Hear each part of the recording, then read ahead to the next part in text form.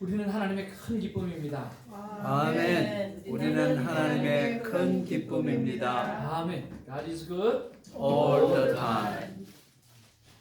감동을 다하는 또 매 마디마다 아멘으로 화답할 수밖에 없는 그런 기도를 올려주셔서 너무 감사를 드립니다.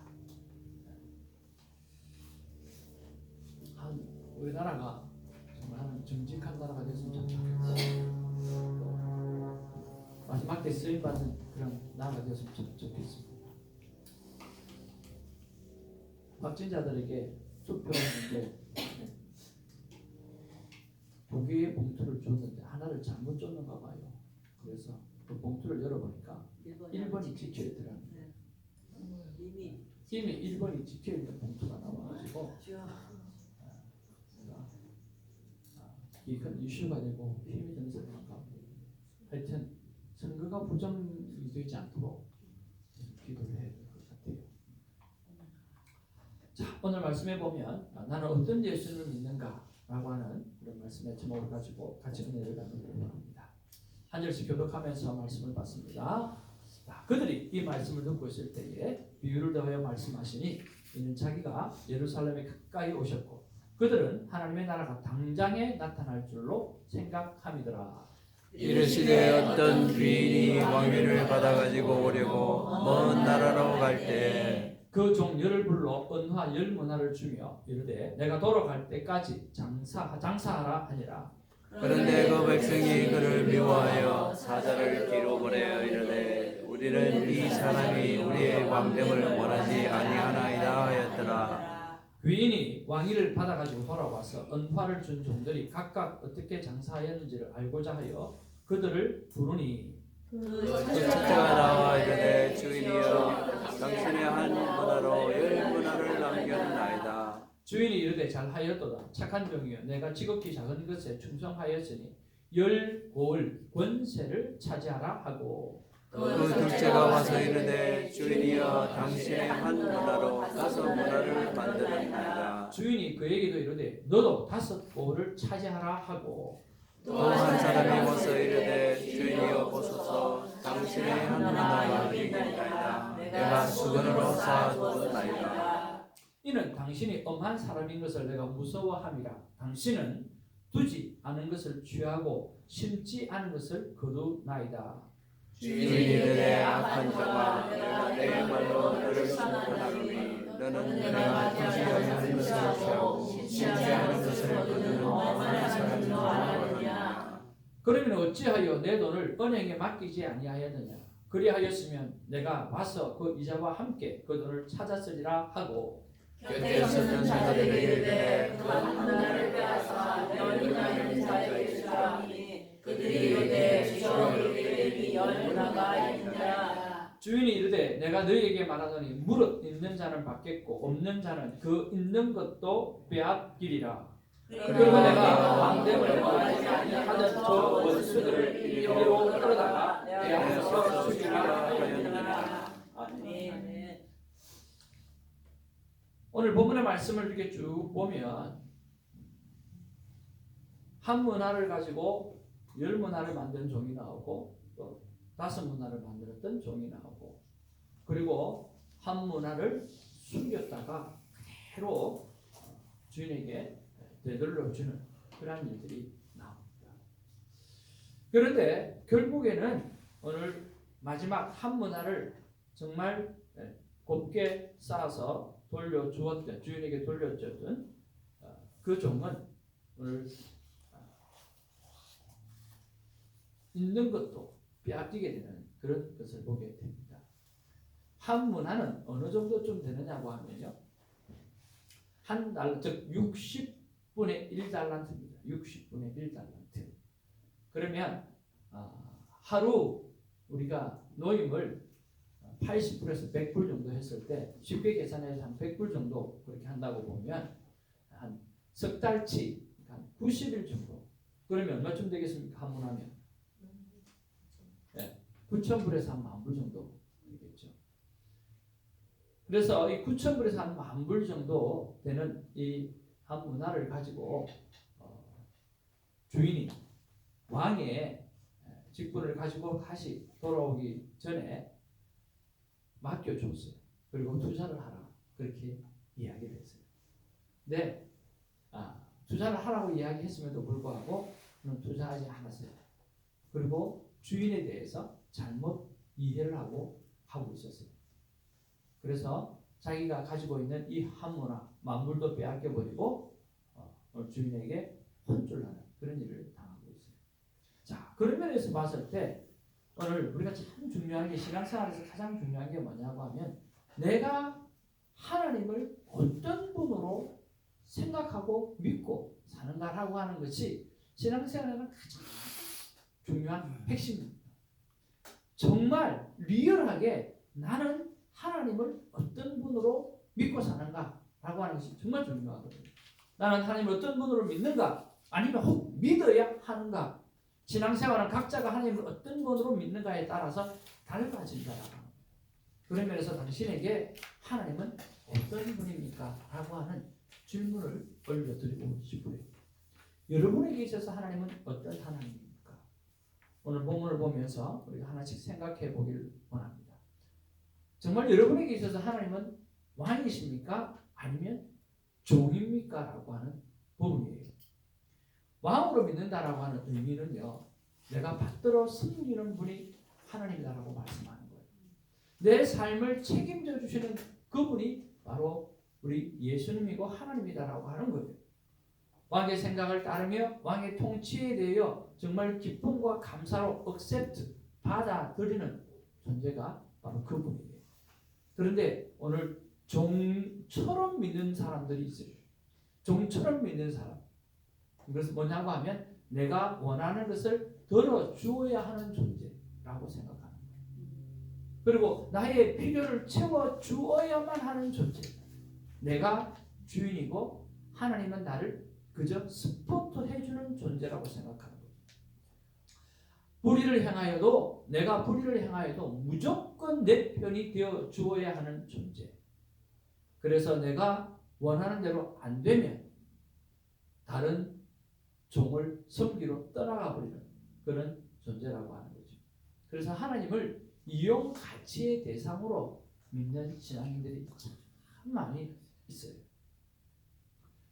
그래서 교회는 일꾼이 있고 구경꾼이 있고 발꾼이 있는 거예요.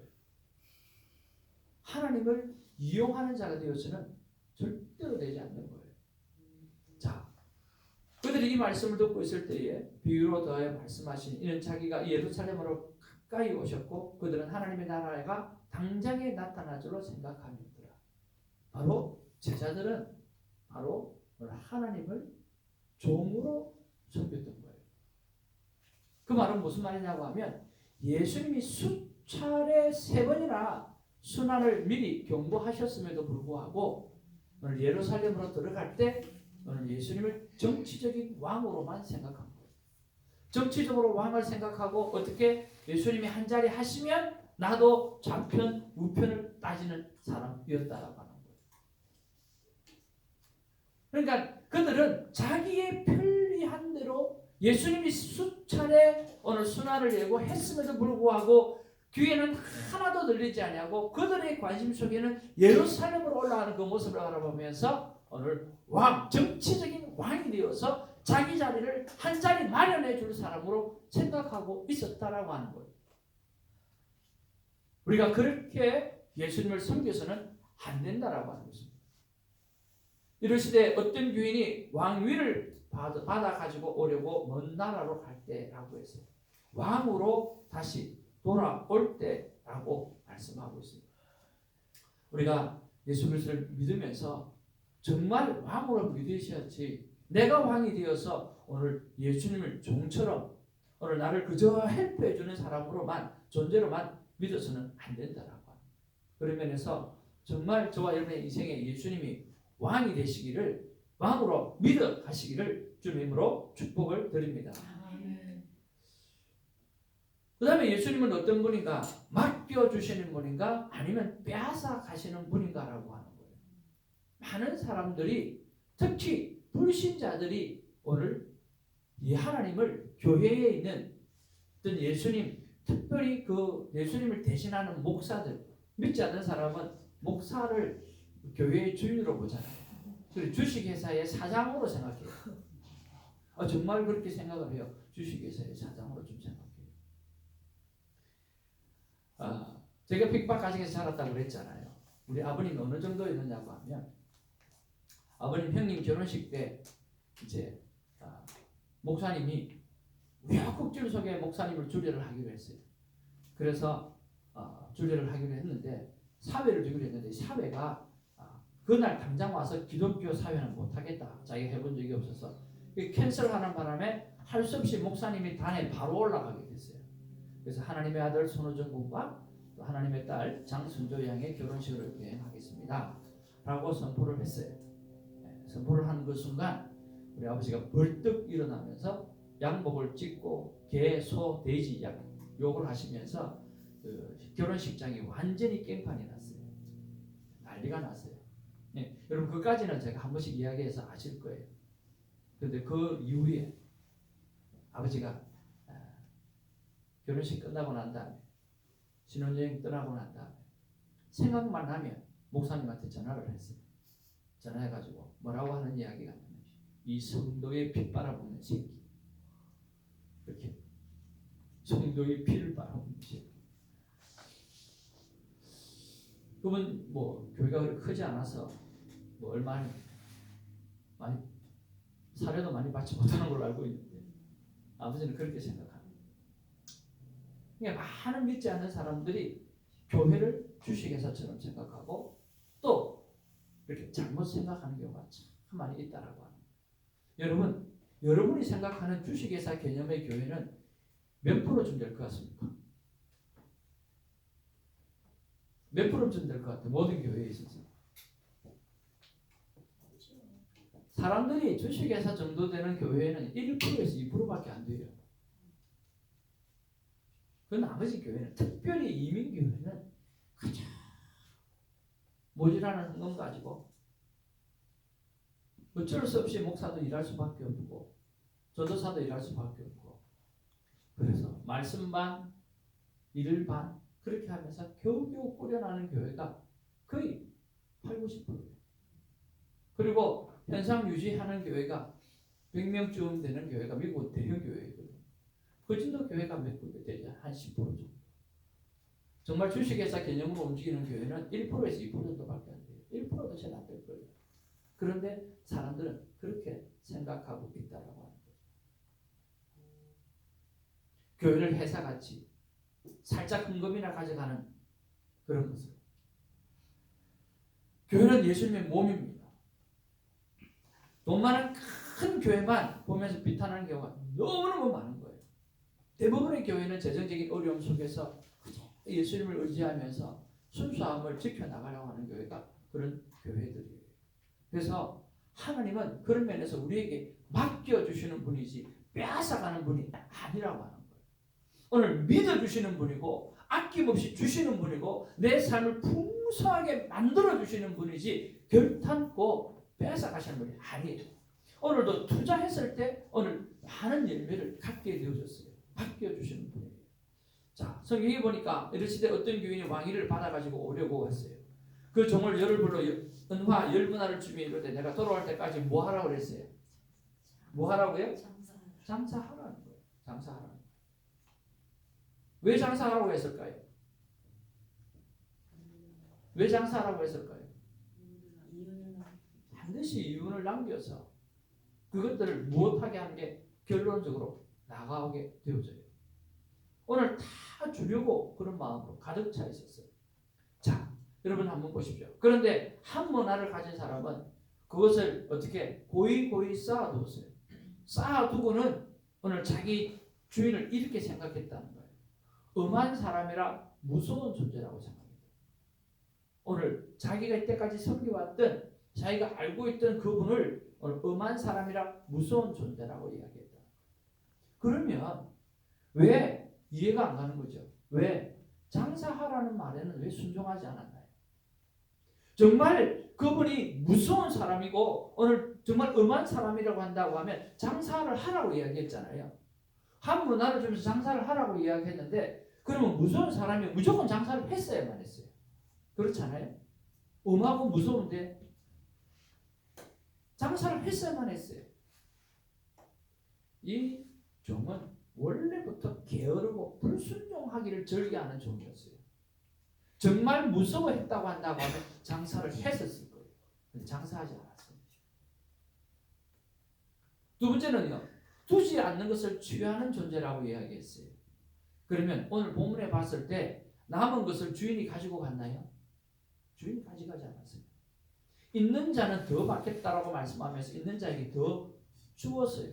그 한 문화를 가지고 와서 그 주인이 취하지도 않았어요. 너 내가 저 한 문화를 줬는데 그거 안 했으니까 이렇게 가져와. 빼앗는 수준은 우리 수준이에요. 근데 빼앗아가지고 어떻게 했어요?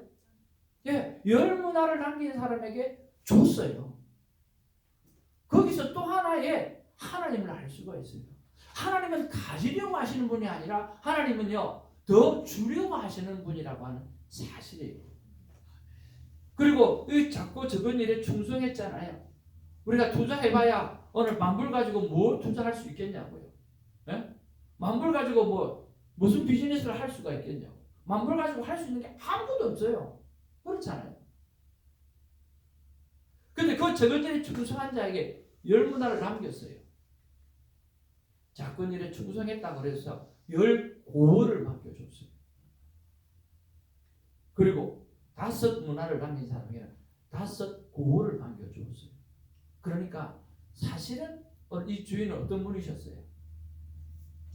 신실한 종을 찾아서 자신이 왕으로 왔을 때 한 고을, 두 고을 맡기려고 했었다라고 하는 거예요. 그 주인은 주고 싶어서 견딜 수 없는 분이었다라고 하는 사실이에요. 자, 심지 않은 것을 거두는 존재라고 말하고 있어요. 그러면 한 문화를 왜 주었을까요? 빼앗으려고가 아니라 주려고 해요. 순종의 신실함을 보려고 그랬다라고 하는 거예요. 자, 그런 면에서 우리가 정말 중요한 게 있어요. 여기서 음한 존재라고 했던 것은요, 헬라어로 아우스테로스라고 한 말인데 완전히 생기를 없애버린다는 말이고, 사막에 바람을 확, 불사막 바람 불어갖고 한 번에 모든 것을 없애버리는 그런 단어가 이 음한이에요. 그런 분으로 생각했다라고 하는 거예요. 그런데 진짜 예수님은 그런 분이 아니셨어요. 그러면 오늘 성경에서 하나님께서 말씀하신 것은 무엇일까라고 하는 거예요.